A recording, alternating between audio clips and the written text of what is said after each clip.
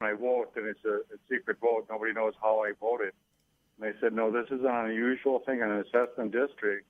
Actually, at the end of it, it publishes how everybody voted. So if you're a reporter, you could very easily look into that and see how they voted. I didn't want a business to be surprised later when they found out they had voted no and that it became public. I think that would be unfair to them. If they thought they were voting and not have anybody know which way they voted, that's one thing. But I think it's unfair to business to come back later and say, "Oh, by the way, we're going to open this up." Opening it up, I mean, anybody can get the record. It's just the way assessment district votes work.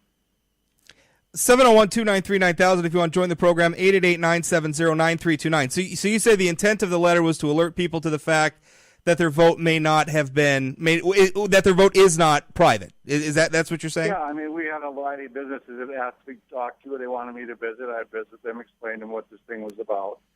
And then they said, well, we're not sure we're going to vote one way or the other. And I would just say, well, I'm doing this just for public information. You need to realize that your vote will be known to the public. So it's no different than the public vote, city commission, Cass County. When we vote, it's public. And then what happens is to the business, it's public. So sometimes people are in support of the diversion and supportive of us doing things, but this is a very public vote. I want to, because you said that the intent of the letter was to alert them that their vote is not private, but I want to read you the opening paragraph of the letter. It says, I quote, "Recently, a ballot was sent to your firm to allow you to vote on accepting a special assessment for flood protection. I am writing to major businesses in Fargo to urge them to vote yes on this ballot." Now that's in the opening letter. We don't get until 1, 2, 3, 4. It's not until the fifth paragraph that we finally get around to learning that their vote is not private. The reason we do that is that we had 4 public meetings and very few people were there. I didn't see any of the big business owners there. I don't know that anybody had all the information of what was happening.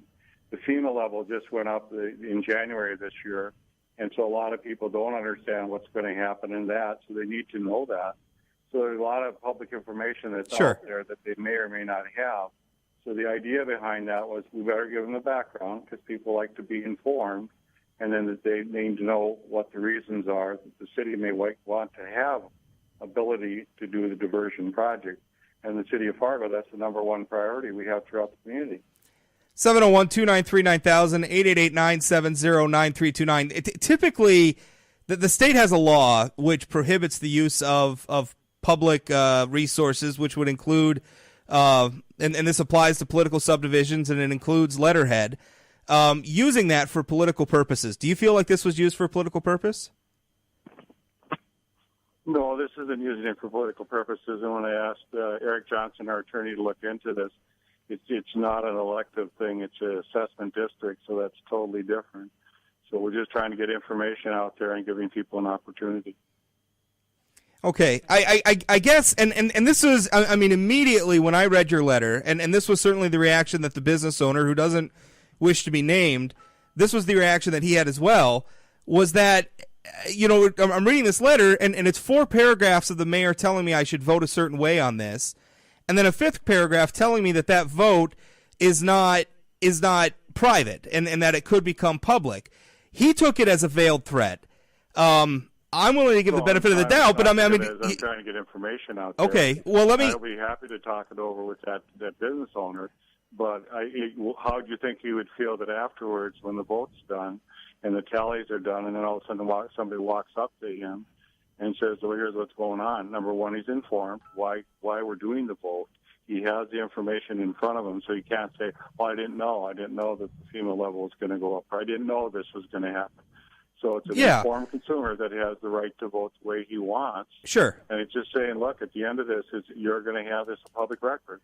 I've had 2 big businesses come to me, and they're considering changing their vote because they now realize that it will be public. Is that not a little troubling to you, that people are going to vote, that people aren't voting their conscience because they're afraid their vote's going to become public? I don't know. I mean, you should vote the way you should vote, but I would hope that people in the city of Fargo understand the importance of the diversion for the community, and they would vote the right way. And if the community partners, that's the way you'd think they would vote. But I'm not a conscience caretaker. I mean, it's up to you. Yeah, and I understand that this vote is a little bit strange, and that's in the Century Code. I mean, that's just kind of the way it is.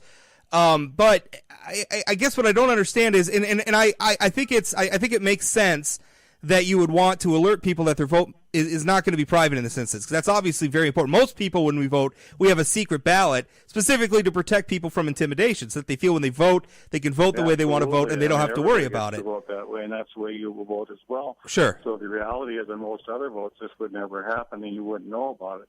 So again, I think it's important that people know, and I apologize if he took it as a veiled threat, but that's not what was meant. I mean, can you understand where there might be some confusion where you spend, I get a letter from the mayor, and I get 4 paragraphs of you should vote this way and that's why, and then I get a 5th paragraph of, well, by the way, your vote's going to be public, feeling like this isn't to inform me that my vote's public, this is the mayor telling me how he wants me to vote. No, I think that you're giving them the facts. And in the city of Fargo, we'd vote yes for this because we need this type of financing to get the diversion done. There's no question this is something that the city needs. We're very concerned about going forward if we have our economics slow down, people buying houses or living in Fargo, and then suddenly their flood insurance is doubled or tripled, sure, that they'll begin to look for Moorhead or West Fargo to live. So it is pretty important to our communities that people are aware of this. Yeah. But also you understand that many corporations say they're a partner to the community, and a lot of times they are not informed. The businesses we've talked to about the assessment district and how it works, and I think you've heard it from callers as well, it's somewhat confusing. So the reality is that you have to give people the facts. So if you have a better way that you think we could have written this, I'd be happy to see it. Okay, well, and I mean, my position is not, and I'm not taking a position on the special assessment vote one way or the other. I'm not even in the district, so it's not even up to me. Okay. But I guess my question is this letter appropriate? How many of these letters did you send out? We just sent about 20. It was just to the major businesses because they have a major block of the vote. It was not sent to homeowners at all. It was just sent to, I got one in front of me, to the Walmart Corporation, so they understand it. We sent it to the bigger healthcare organizations in the community. I just finished meeting with Sanford, and they understood it very well. You obviously very much support the special assessment.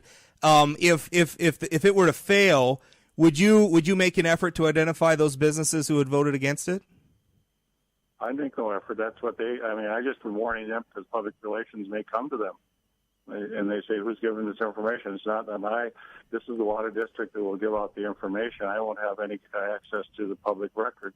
But I just felt that, it's in fairness to them. If they have a vote and there is a reason for the vote, then they should be prepared and ready to talk about that in public. Do you think the special assessment process ought to be reformed to maybe hold these votes in a different way? I don't know how. We talked about that, and just any variety of ways of doing that. In 2009, if we would have had a vote in the special assessment, a lot of us wouldn't even have this discussion. But now we had a great spring, and it's a great, summer starting, and we're a little low on water right now, so it's harder for people to see that. But the reality is, if we don't start working on this diversion or project, we're going to have flood insurance go off the roof because in 5 years FEMA will remap. So it's fairly important for our community. Mayor, I understand you had meetings, and I don't want to take up too much to your time. I certainly appreciate you coming on and explaining this. Yeah, thank you very much. Good to talk to you. Yes. I watched you on your blog. It's always interesting to hear what you have to say. Thank you. Thank you, Mayor. I certainly appreciate that. More to come straight ahead, 701-293-9000, 888-970-9329. If you want to join the program, you can tweet me at Rob Port or email talk@wday.com and get some headlines. We'll be right back. Don't go away. Coming up at the bottom of the hour news, an SUV struck a guardrail and flipped over onto its roof as it was approaching 12th Avenue North, the old toll bridge in Moorhead shortly before, or I make that right after noon today. We're going to have an update on that story coming up here in just about 12 minutes. We'll take a break, look at our forecast next. It's about your life and your money. It's the Dave Ramsey Show. It's very difficult to